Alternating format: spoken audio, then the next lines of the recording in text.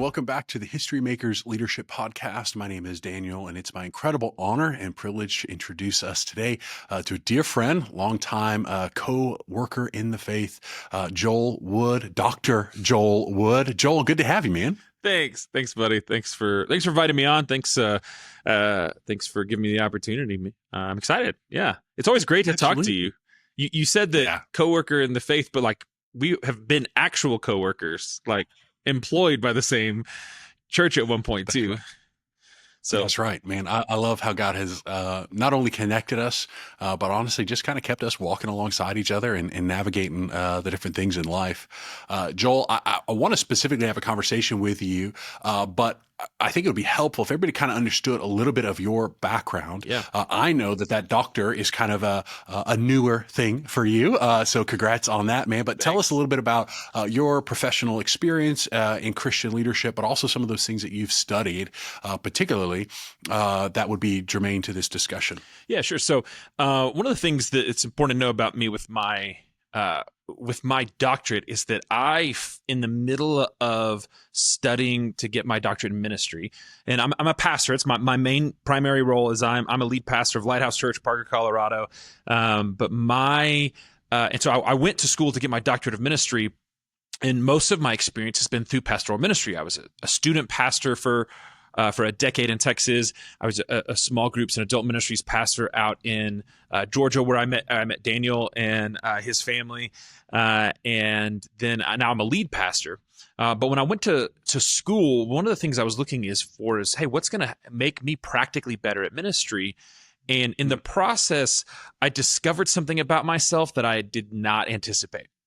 And that is, I have this unbelievable love for strategic planning.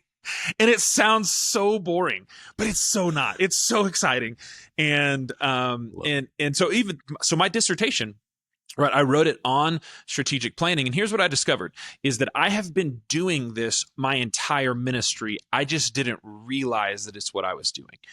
And I describe myself as an architect. So my favorite thing in the world is to sit with a whiteboard in a room with people who have a hunger or desire to see something new or see something change or see a pathway forward, and just start writing out a plan and creating and architecting and designing this thing that's going to take someone from point A through a vision process to point B, or whatever letter we want to end with in the alphabet.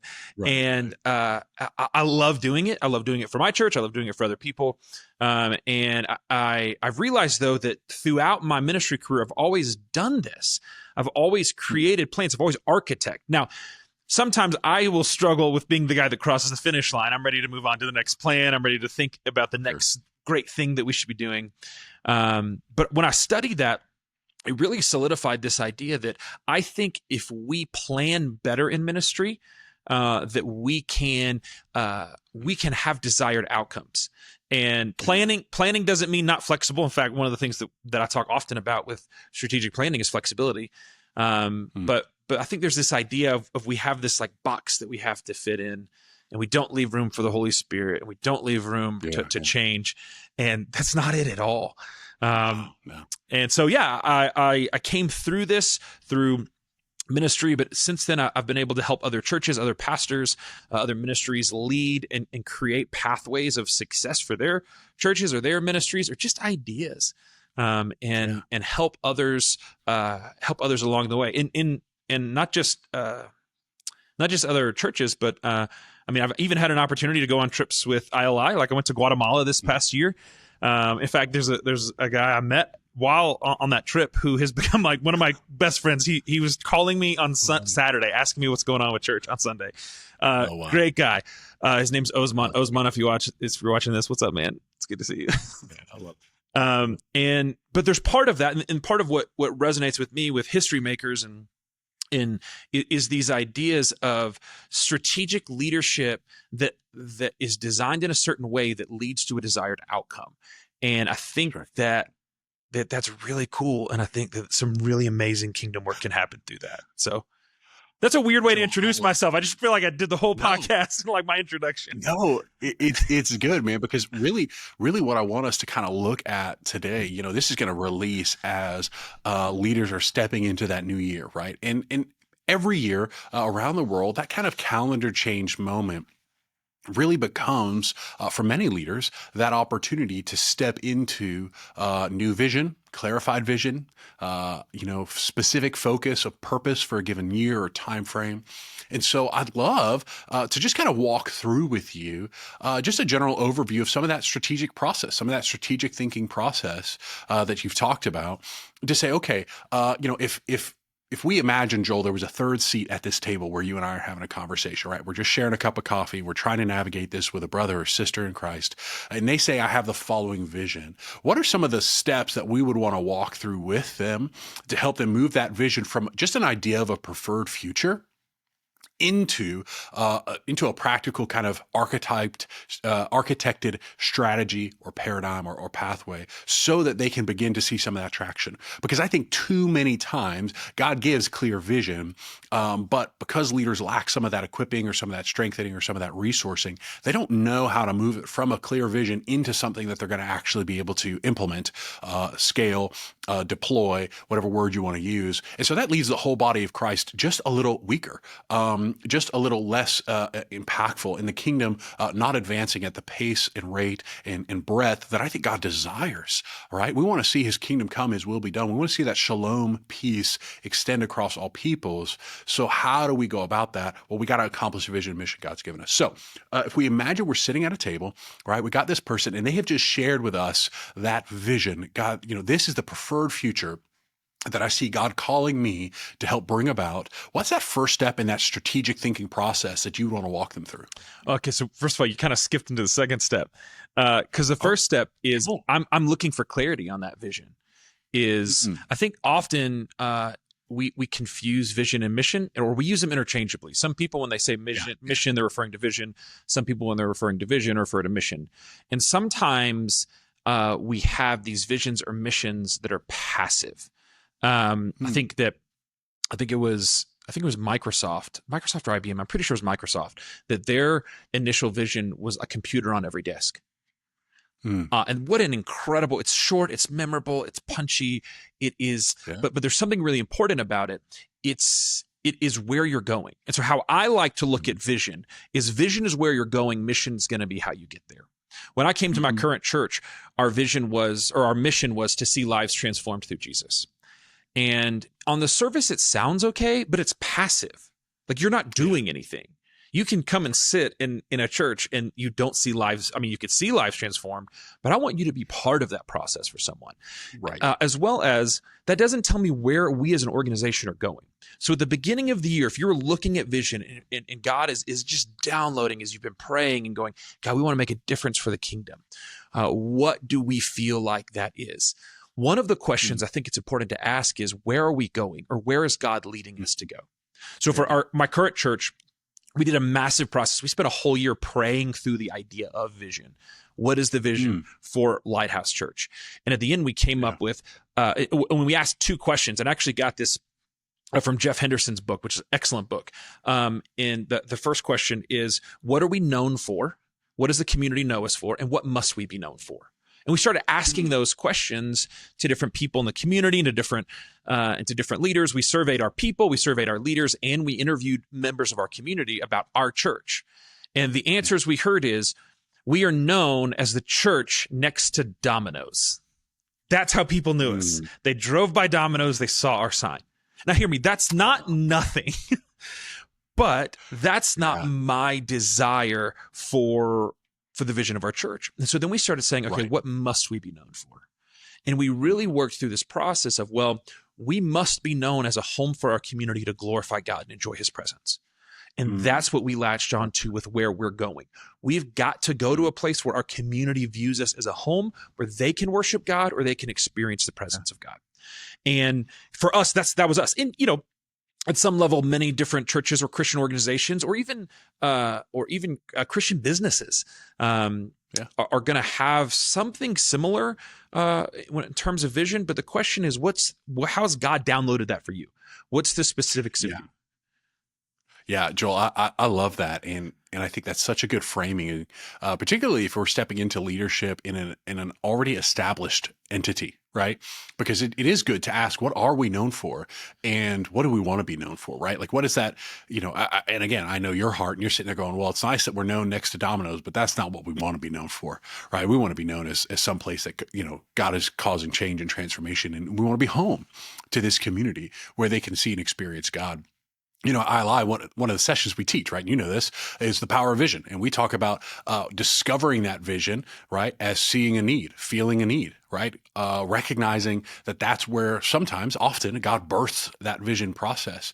And so sometimes we're called to step into leadership in a thing, and sometimes we're called to be the founder and navigator and initiator of that thing. And so I think kind of living in and out of that space is essential. And I think it's such a good reminder to any leader. So if you're listening to this, what Joel just did was so critical. He said, hey, before we even step into the next step, we've got to make sure we've got that vision, not just stated, but clearly stated, clearly affirmed, kind of worked into a cohesive, coherent, sentence or concept, because it'll be the driving energy and effort for everything that follows. So, it's kind of one of those, this is how I picture it, Joel. I mean, tell me what you think. I picture it as one of those things, measure twice, cut once, right? Like, go through this process twice as long as you probably think you need, because in really solidifying that, you actually end up giving yourself a good foundation and some good nourishment for that future decision-making process. And as you kind of start, designing the future of the vision that God's given you. I think about it this way. If I'm designing a house, the way I lay out, to use an architect example, if I'm designing a house, the way I lay out the rooms in the space is vastly different if I'm designing a school. Right? I just need the space to be able to function very differently. In the same way, clarifying that vision really defines those next steps. So it's interesting you say that, because when we were going through this process as a church, we felt very called that we were supposed to spend a year praying for this. And about halfway through the year, I'm going, hey, I'm ready to have the vision and design the process. Like, I'm ready to go. Like, I don't like I'm an architect. I want to architect something else. Like, right. God, I know you said a year, but maybe like 4 months, maybe just 6 months. Can we go? Yeah. So to go back to your original question though. Yeah. After you have that vision, then it's really time to start putting into play a strategic plan. So if vision's where we're going, mission's how we get there. And then even under mission, you've got values, and you can really create a whole inverted pyramid that is everything flows under your vision. If you can't justify why you're doing something and how it fulfills your vision, then you shouldn't be doing it. But how we put that into practice is that we build out a plan or a strategic plan that's going to help us accomplish that. And so let's say that we've got a great vision. Let's say we have an organizational vision. It's great. We know where we're going as an organization. And this year we feel called to this. We feel called to make this impact. One of the things that that I had the opportunity to do when I went to Guatemala was I got to teach the session on goal setting. And if I'm honest, like, you look through the list of fun ones to teach, and like the Holy Spirit's always fun. Vision's fantastic. Servant leadership's just the best. Goal setting, I was like, SMART goals? I mean, yeah, I use them, but like, that's not that fun to teach. And I remember I'm in Guatemala, I'm teaching with interpreter. We're talking about SMART goals. And at the beginning, somebody, raises their hand and they said, this one's hard for us because in Guatemala, we don't really set goals. We just kind of go. And so it was a little deflating at first going, hey, I've got to teach all of this. And how do I instill the value of this and the value of this process to people who, as a culture, just what they told me was that they don't value goal setting as much as maybe like the people in the United States would. And so I remember at the end of it, we're graduating, everyone's holding up their diplomas, we're all smiling. Multiple people said that their favorite thing that they heard from me was goal setting. And I think that that's telling, because I don't think that was me. I don't think it was, I think it's excellent content, or else I wouldn't care about ILI as much as I do. But I think that there's something in the Holy Spirit that God works through us and works through plans to achieve his purpose. And so when we're talking about a year, we feel like, hey, God's given us this big vision. We have these goals for this year. The next step after you feel like you have these goals is to start planning, to start something. I give this illustration, and hopefully that what I'm talking about will eventually, I'm working on a book. We'll see how that turns out. Okay. But in my book, I give the analogy of a whiteboard. In fact, my dissertation, I called it whiteboard leadership. And it's this idea, when I plan, I always plan on a whiteboard. And the first step is just to start. I think it's daunting at the beginning of the year to go, hey, I want to accomplish all this. I don't know how. And the first step is action bias. It's to do something. It's to start something. Start writing out that plan. And you may hate it. You may not use anything on it, but start it. And as you go, you're gonna have to be flexible. You're gonna have to change things. You're going to have to receive input from other people on, hey, what did we think? I give the analogy. Sometimes you have to trust people with a marker that they can add to the plan. So surround yourself with people who, when you write out a plan, they can add to it to make it better. But then there's other times you have to trust someone with the eraser. And that's a lot harder level of trust, because they have to take away something that you may love. But if it strengthens you and it strengthens your organization, or strengthens the process of you achieving your vision and achieving your goals and walking through a step that at the end of the year, you're going to look back in December of 2025 and go, hey, we did some incredible things this year. Yeah. And it wasn't an accident. It was intentional. Yeah. Joel, I think there's something that's so poignant there. And I hope every one of us as leaders really take that to heart. There are moments to give the marker to somebody, and there are moments to give the eraser to somebody, right? We've got to be willing to let them contribute to the vision. And I think, we often experience that in different ways, right? We might have heard it as delegation or something like that. But I think giving somebody the marker in that architecting phase, that strategic planning phase, is just so vital, because it not only benefits the vision, allowing more diverse voices into that planning process, hearing from some different perspectives, gaining from that experience, but it actually, I think, helps solidify a unified heart behind that vision. It helps to solidify buy-in from the person who's got the marker in their hand, right? To extend the metaphor. But I love how you said it wasn't just the marker, it's also the eraser. It's somebody who's got the freedom, the privilege, responsibility to come alongside and say, no, this is mission drift. No, this isn't what we're doing right now. That's a future thing. No, we dreamed a little off base on this piece. And I think for some leaders, Joel, we can be in this visionary state where we never want to give somebody an eraser. It's always an and, right? It's always an and. It's never the or. It's never a recognition that sometimes I got to say no to really good things because this vision is better. Yeah.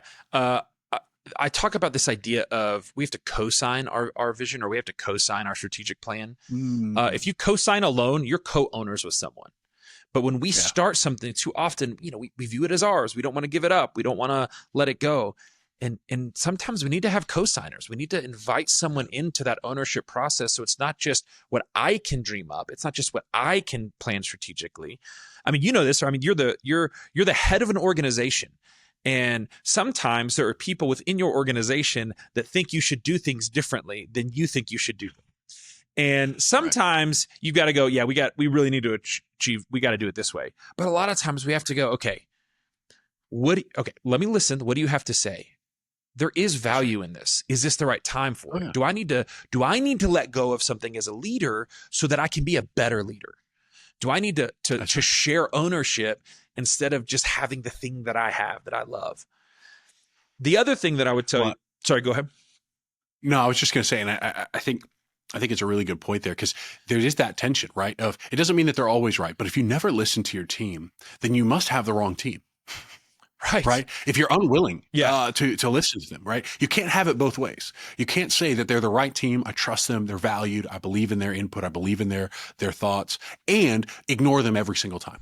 Like say, no, you're wrong every single time. You can't hold those two things at the same time. Now, there might be moments where they're wrong or you're wrong, but you gotta have the balance on those two for sure. You gotta give yourself a little grace with this, because this is harder than it sounds. A few weeks ago, my worship pastor came to me and said, "Hey, I think we should do this idea on Sunday." Because what it was, he goes, "I think we should do an acoustic set on Sunday." And I said, "Why?" And he goes, "Well, we can't get a drummer and we can't get this musician. And I'm going, I think acoustic sets are fine for worship, but I don't. Have we really exhausted all our resources? I don't hear the vision there. I just hear the obstacles that are keeping you from doing it. Exactly. And so I told him, I was like, no, we can't, no. And no, we're not doing that. We need to do it. And then, but here's the thing.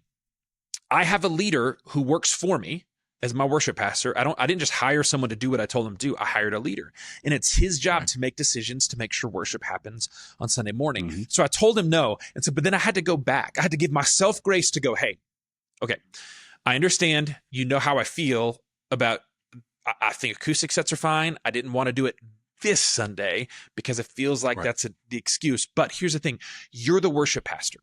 If this is what worship's going to look like on Sunday, I will let you make that decision. I'm sorry if I just shut you down. That's not my job. My job is to help you be a better leader. Here's the thing. I have way more conversations like that than I want. I would love to say I let leaders lead all the time and I just let them go and we have vision and we all do it together. But I have to go back and I have to give myself grace and I have to tell them that I'm going to have to give grace so that they can lead better. Joel, are you telling me that leaders aren't perfect? Are you saying that we have to learn and grow? I mean, part of our strategic process.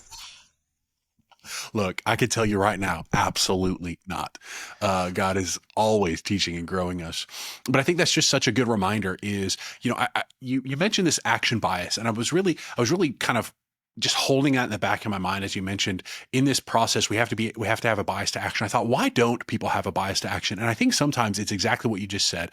It's it's a fear of failure. Yes, absolutely. Right? It's this idea that I'm not allowed to not be perfect at it. Therefore, I get so worked up trying to figure out every possible decision prior to ever making them. Right. And so I get stuck in that phase rather than going, okay, I understand a certain amount of energy, effort, time is going to be taken or needed. But after that, I just gotta start because I'm not going to have every answer every part of the way. So I tell the story in the book that I am 38. 2 years ago, and I'm not a small man. 2 years ago, I made the decision that I was going to learn how to snowboard. I live in Colorado. My kids get free passes to ski and snowboard in the mountains. My kids wanted to learn. They wanted to snowboard, and I was like, I'm going to learn too so I can go snowboarding with them. So I took lessons.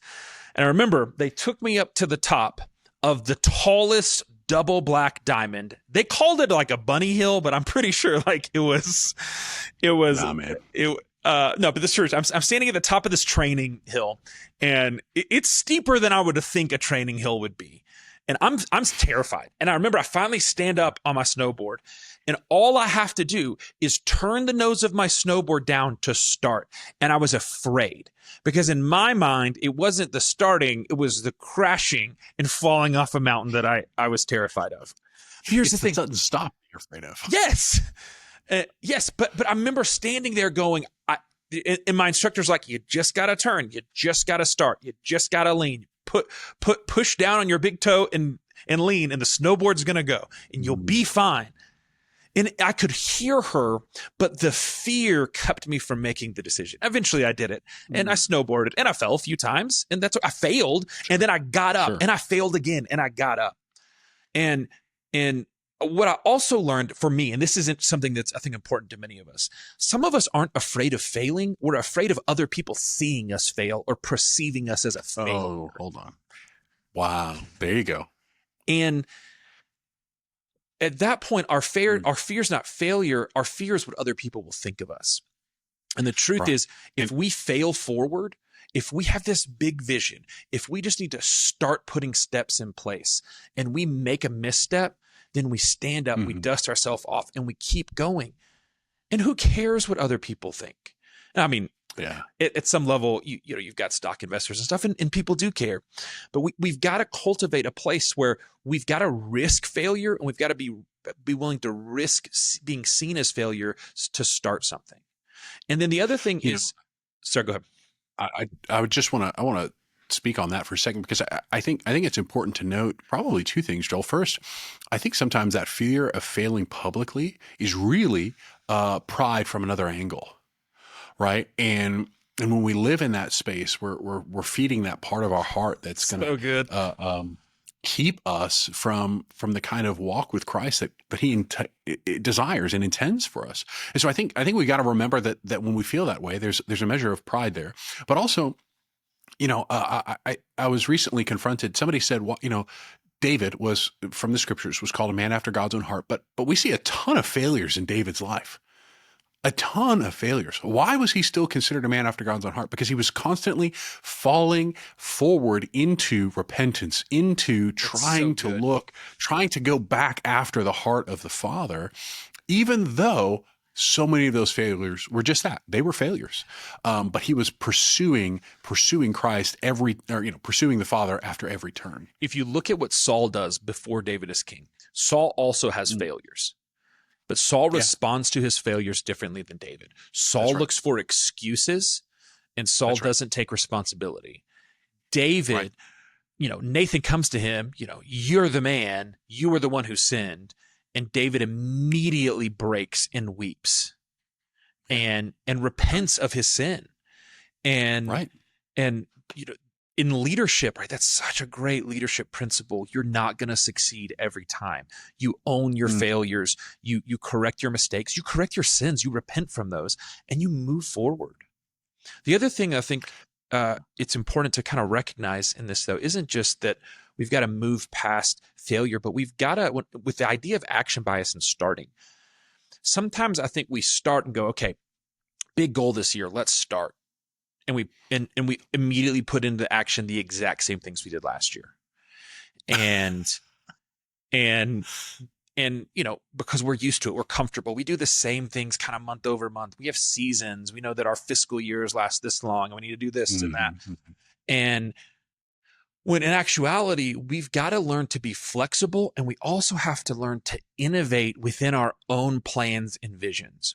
So flexibility is so important, right? It's this idea that we've got to be willing to change a little bit, and then innovate is we got to be willing to change a lot of it. I love the example of Netflix and Blockbuster, and so many different people have written about this. But this idea that Netflix started in the late 90s, I think it was 98 or 99, and they started this DVD mail service, and they have constantly innovated and flexed along the way. They went from a mail-based service to a subscription mail-based service. They went from that to offering things digitally online. They then shifted again into original content. And then they shifted again into they offer games now. You can download games from Netflix on you. I mean, and there's this constant flexibility. There's this constant shift. And I believe that their vision is to entertain the world, and they're looking for different ways to do that. Where then you have Blockbuster. Blockbuster goes, well, we're a movie rental business, and their big flex was that they incorporated DVDs at one point. But then when Netflix became popular, Blockbuster didn't lean into any of the models that they did until it was too late. They started their streaming service too late, and now there's one Blockbuster left, and I think somewhere in Oregon or something. And because there wasn't that ability flex, and you cannot flex in hindsight. You cannot innovate in hindsight. Too often, we don't change because again of that fear of failure. But instead, one of the things I talk about is that we need to go to our whiteboards, and we need to we have our plan here, and then we need to come over here and write a question on the side. And the question we write is, what has never been done? And then we start, okay, if this is our goal, how do we accomplish it in ways that have never been done? How do we innovate in ways that, or maybe haven't been done by us, to achieve something better and greater? And what you find is when you start asking these questions and you start introducing flexibility, you start going from this kind of rigid thing that we do year over year to these little changes that take you to new places and help you accomplish greater things. Man, Joel, I love having this conversation with you. And I think we've done an incredible job of trying to lay out just a couple of steps in the process, right? This idea of really investing heavily on clarifying the vision, beginning that archetypal process, thinking through goal setting, giving people the eraser, giving people the pen, right, to help write some of those pieces and elements and help remove some of those elements and pieces. Having that action bias, really seeking to drive forward. Joel, I'd love to kind of continue this conversation in a kind of a second episode and to talk through some of that innovation curve and those kinds of things. Would you be up for something like that? Yeah, I'd love that. I'd love that opportunity. Awesome. Okay, well, let's continue that conversation on the next episode. For now, I just want to say thank you for being a part of this. Joel, thanks for helping to navigate this with leaders. To the leaders of the world, thank you so much for participating in this. But most of all, thank you for seeking to faithfully fulfill the calling and purpose God's given you. There's a leadership crisis in the church, and you are a part of bringing that solution to bear. Thank you for investing in your own leadership and helping to mobilize the body of Christ. There's still 3 billion people who have never heard the gospel. And there are 2 billion Christians waiting to go into that harvest field. Remember what Jesus said. It wasn't that the harvest field was lacking. No. The harvest field is plentiful, but the laborers are few. So let's be a part of sending those workers into that harvest field to accomplish his work, his will. The International Leadership Institute exists to help leaders discover biblical framework for leadership, for living out their calling and fulfilling the vision that God's given them. You can go to iliteam.org. There you can discover the 8 core values of the most faithful Christian leaders and connect into a community, a movement that is seeking to advance and accelerate the spread of the gospel. We look forward to seeing you there. Thanks so much for joining us.